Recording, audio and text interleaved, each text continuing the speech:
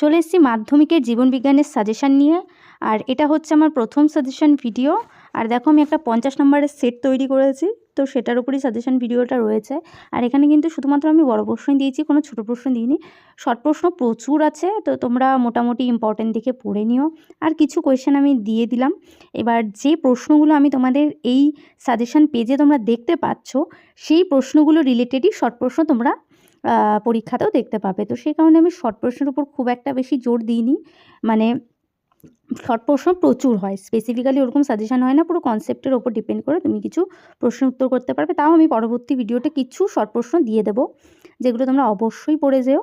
আর এখানে আমি যে প্রশ্নগুলো দিয়েছি সেই রিলেটেড, সেই টপিকগুলো যদি তোমরা খুব ভালো করে পড়ো, তাহলেই কিন্তু তোমরা শর্ট প্রশ্নের উত্তরগুলো দিতে পারবে।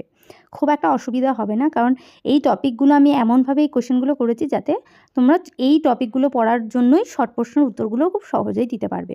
এছাড়া পরপর তোমাদের জীবনবিজ্ঞানের এরকম সাজেশান ভিডিও আসছে, তো চ্যানেলটাকে ফলো করে রাখো আর বেল আইকন প্রেস করে রাখো।